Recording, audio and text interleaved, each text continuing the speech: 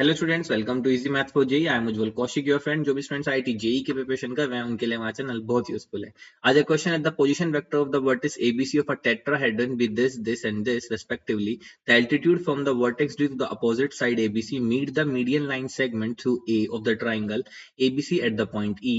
If the length of AD is this and the volume of tetrahedron is this, then the position vector of E. तो question देखने में थोड़ा बड़ा लग रहा है, ठीक है। मैं क्वेश्चन की लेंथ थोड़ी लंबी हो सकती है, वीडियो की लेंथ थोड़ी लंबी हो सकती है, बट मैं आपको ईच एंड एवरी स्टेप बहुत अच्छे से एक्सप्लेन करूंगा। तो आइए समझते हैं। सबसे पहले मुझे टेट्राहेड्रन गिवन है, तो मुझे टेट्राहेड्रन पता होना चाहिए। टेट्राहेड्रन क्या होता है? Basically it is a circular triangular pyramid, ठीक है। तो जो मेरा पिरामिड ट्राइंगुलर शेप में, तो कुछ इस तरह की 3D फिगर होती है,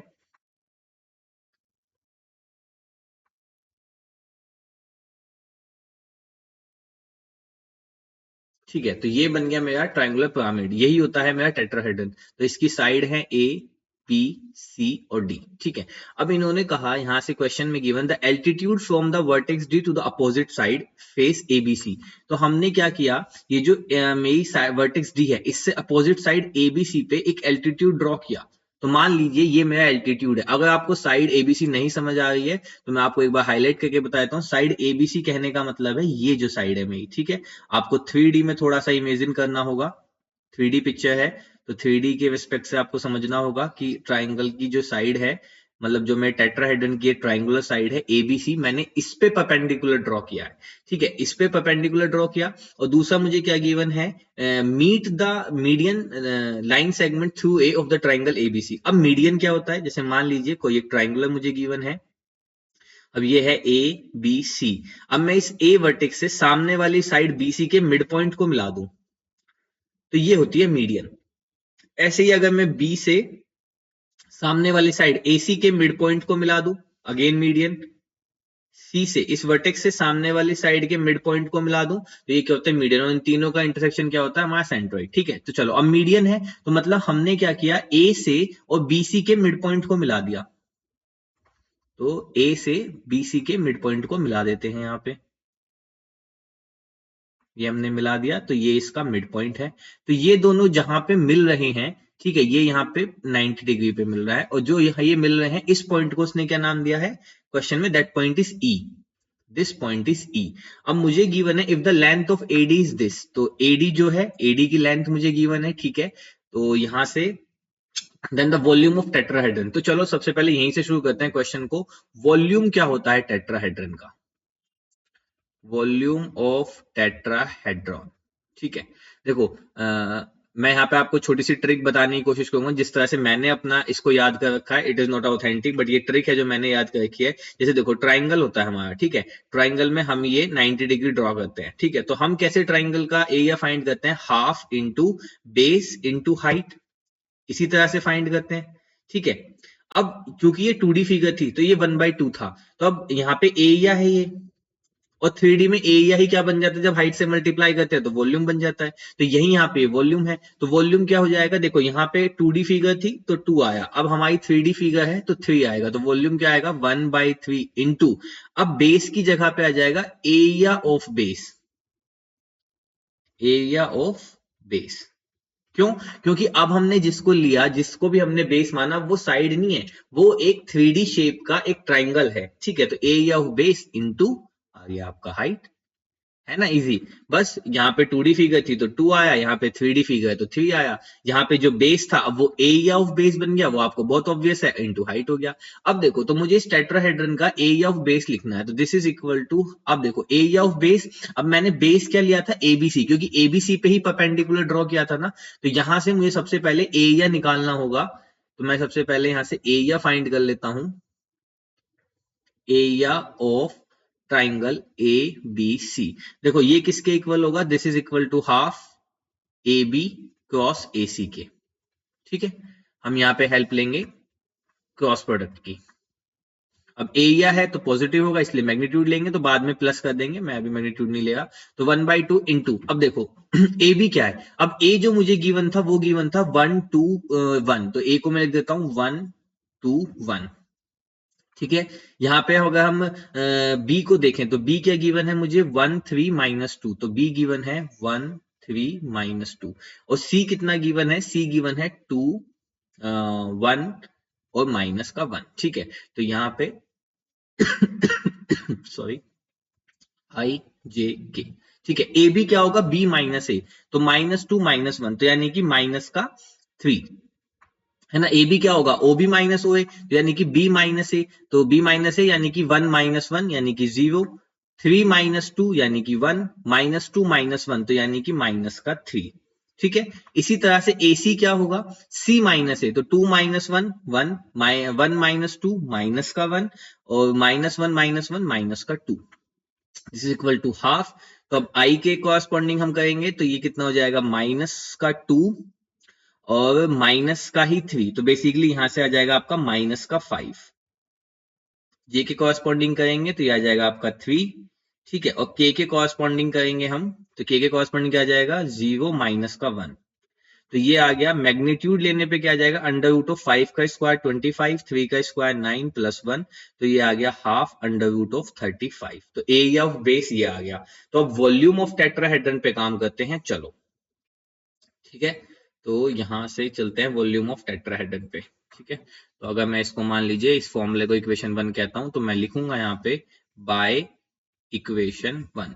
तो वॉल्यूम ऑफ टेट्राहेड्रन कितना गिवन था, स्क्वायर रूट ऑफ 805 अपॉन 6√2, देखो दिख भी रहा है यहाँ पे भी, है ना।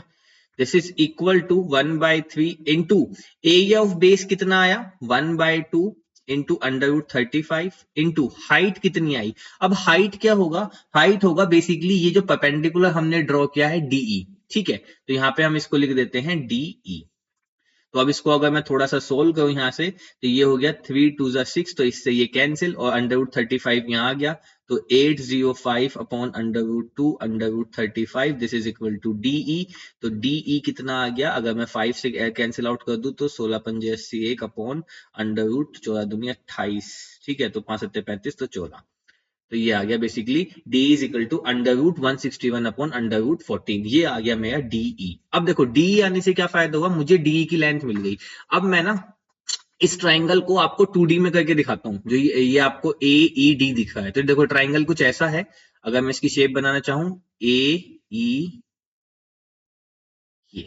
ये ट्राइंगल है, ये मेरी वर्टेक्स ए है, ये मेरी वर्टेक्स ई है, और ये मेरी डी है, और यहाँ पे बन रहा है परपेंडिकुलर, ठीक है। अब मुझे क्या करना है, मुझे कुछ नहीं करना है, मैं यहाँ पे पाइथागोरस प्रमेय यूज करूंगा, पाइथागोरस थ्योरम यूज करूंगा। तो अब ये है परपेंडिकुलर, तो बेसिकली क्या होगा, ये है मेरा ई और ये है मेरा डी, तो यहां से मेरे पास होगा कि ए का स्क्वायर, तो यानी कि ए का स्क्वायर एडी का स्क्वायर माइनस डी का स्क्वायर, ठीक है। तो क्योंकि ए ही मुझे फाइंड करना है, तो ए का स्क्वायर क्या होगा, हाइपोटेनस यानी कि एडी का स्क्वायर माइनस ईडी का स्क्वायर, ठीक है। अब एडी भी मुझे गिवन थी और डीई भी मुझे गिवन है, ठीक है। ईडी को डीई लिख लेते हैं, कंफ्यूजन ना हो तो, ये डीई हो गया, ठीक है। अब डीई मेरे पास कहाँ है, मैं हाईलाइट कर देता हूँ, ये मेरे पास डीई है, और एडी मेरे पास कहाँ है, मुझे क्वेश्चन में गिवन था कि जो एडी है, लेंथ ऑफ एडी है, वो ये गिवन है अंडर रूट 110/3, तो एडी का स्क्वायर रख देते हैं डायरेक्ट यहाँ पे। तो एडी का स्क्वायर कितना हो जाएगा, 110/9 माइनस डी का स्क्वायर कितना हो जाएगा, 161/14। एलसीएम ले लेते हैं तो 126 आ जाएगा, तो 14 से रहेंगे तो 0 4 और 15, ठीक है। 1540 माइनस, ठीक है, ये आया निम्मा, तो 9 एकम 9 सौ 9 144, तो 1449, ठीक है। दिस इज इक्वल टू 126, तो इसको कैंसिल करेंगे तो 1440 1540 9 तो 91 अपॉन ये आ गया आपका 126, और इसको अगर मैं सोल्व करूं तो ये आ गया आपका 7 से 13 91, 7 से 18, है ना, 18 7 ठीक है। तो ये आ गया आपका 13/18, ये किसकी वैल्यू आ गई, आपके ए ई स्क्वायर की वैल्यू ठीक है। तो यहां से जो आपका ए ई स्क्वायर है, इसकी आपको डिस्टेंस मिल गई, दैट इज नथिंग बट 13/18। अब देखो, अब मुझे लिखना होगा इक्वेशन ऑफ ए ई। अब इक्वेशन ऑफ ए ई कैसे लिखेंगे उसको समझते हैं। देखो ये था बी, ये था सी, तो ये था मिड पॉइंट यहाँ पे। तो मिड पॉइंट जो था, अगर मैं इसको एम का नाम देता हूं, तो एम के कोऑर्डिनेट क्या हो जाएंगे, मिड पॉइंट है तो 1 + 2 यानी कि 3/2, 3 + 1 यानी कि 4/2 यानी कि 2, और यहां से आ गया माइनस का 3/2। तो ये तो हो गए मेरे एम के कोऑर्डिनेट।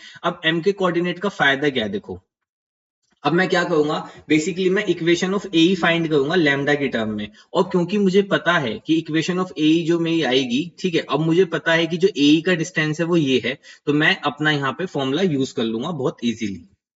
तो चलिए फिर अब देखो यहाँ से ए और एम है, अब 2 पॉइंट से पास करने वाली मेरे पास अगर लाइन है तो मैं उसकी इक्वेशन कैसे लिखता हूँ, पहले मैं आपको बता देता हूँ यहाँ साइड में। जैसे मान लीजिए यहाँ पे कोई पॉइंट गिवन है मुझे, ए पॉइंट, और ये पॉइंट गिवन है बी। ए के कोऑर्डिनेट गिवन है x1 y1 z1, और बी के कोऑर्डिनेट है x2 y2 z2। तो इक्वेशन ऑफ ए बी क्या होता है, ठीक है, equation of A B, line A B क्या होता है, x minus x1 upon x2 minus x1 is equal to y minus y1 upon y2 minus y1 is equal to z minus z1 upon z2 minus z1। ठीक है, ये होती है equation of line. अब यहीं पे जो मुझे equation of A E find करना है, तो ये है मेरा ए और ये है मेरा ई, तो ये बेसिकली एम के कॉरेस्पॉन्डिंग फाइंड करूंगा, क्योंकि मुझे एम गिवन है। तो ए है मेरा 1 to 1 और एम क्या है, एम है 3/2, 2 और माइनस का 3/2। ठीक है, अगर हमने, और ये m निकला कैसे, अगर आपको पहले ही पता है कि हमें गिवन था कि am जो है मीडियन है, मीडियन है तो m मिड पॉइंट होगा, मिड पॉइंट होगा तो हमने कुछ नहीं किया है, दोनों पॉइंट को ऐड करके डिवाइड बाय 2 कर दिया है। ठीक है, चलो तो अब इक्वेशन ऑफ और यहां कहीं पे पॉइंट है E। ठीक है, तो अगर मैं यहां से इक्वेशन ऑफ ए ई लिखूं तो वो क्या होगा, इसको कह देते हैं x1, इसको कहते हैं y1, इसको कहते हैं z1, इसको कहते हैं x2, ये कहते हैं y2 z2। तो x माइनस x1 तो यानी कि x minus 1 upon x2 minus x1, तो 3/2 माइनस 1, तो 3/2 माइनस 1 तो यानी कि 1/2। तो यहां से बेसिकली कितना आ जाएगा, 1/2 is equal to y minus y1 यानी कि y माइनस 2 अपॉन 2 माइनस 2, तो ये हो जाएगा 0। This is equal to z minus z1 यानी कि 1 अपॉन माइनस 3/2, और ये हो जाएगा माइनस का 1, तो बेसिकली माइनस का 5/2, तो ये आ जाएगा माइनस का 5/2। अब इस 2 को कैंसिल करने के लिए हम क्या कहते हैं, डायरेक्शन रेशियोज हैं, क्योंकि ये इनमें 2 से मल्टीप्लाई कर सकते हैं, तो इसको 2 से मल्टीप्लाई कर देते हैं। x minus 1 upon 1 is equal to y minus 2 upon 0 is equal to z minus 1 upon minus 5।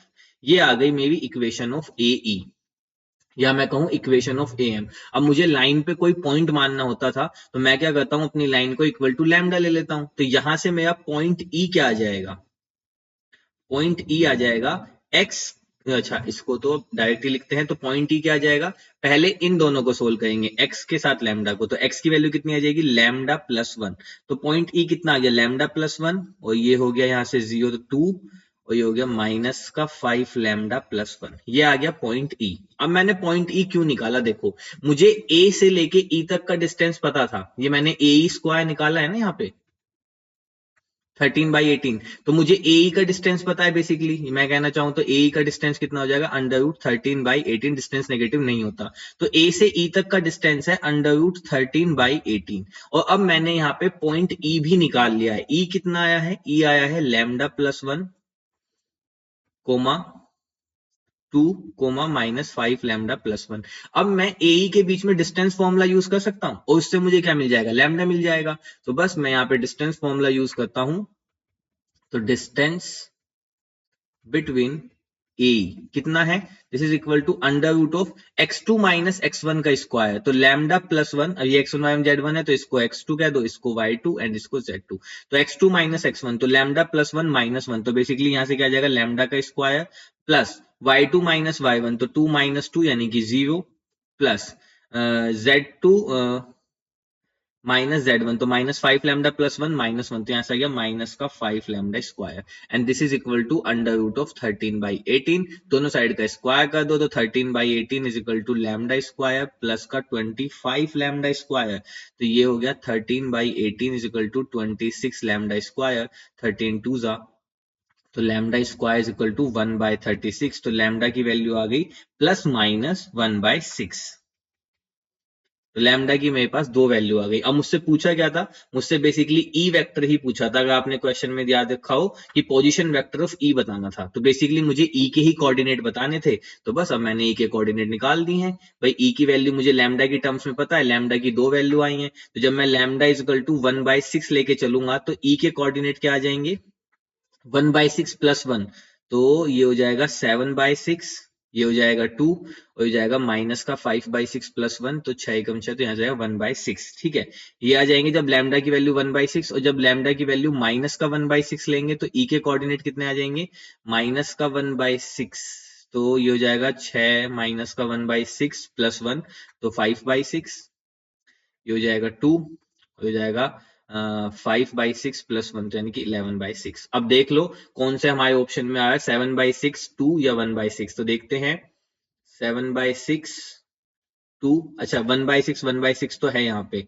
ठीक है। तो 7/6 2 और 1/6, तो यहाँ से आपका ऑप्शन 2 सही हो जाएगा। देखो जैसे आप 6 के अंदर मल्टीप्लाई करोगे ये बन जाएगा 7/6 और 12/6 यानी कि 2 और ये हो जाएगा 1/6, और यही हमारा ऑप्शन में आ रहा है 7/6 2 और 1/6। तो option 2 is our right answer. I hope you are able to understand the video. If you have still doubt, you can ask to me into the comment box. Thank you very much. Please subscribe the channel. Be happy.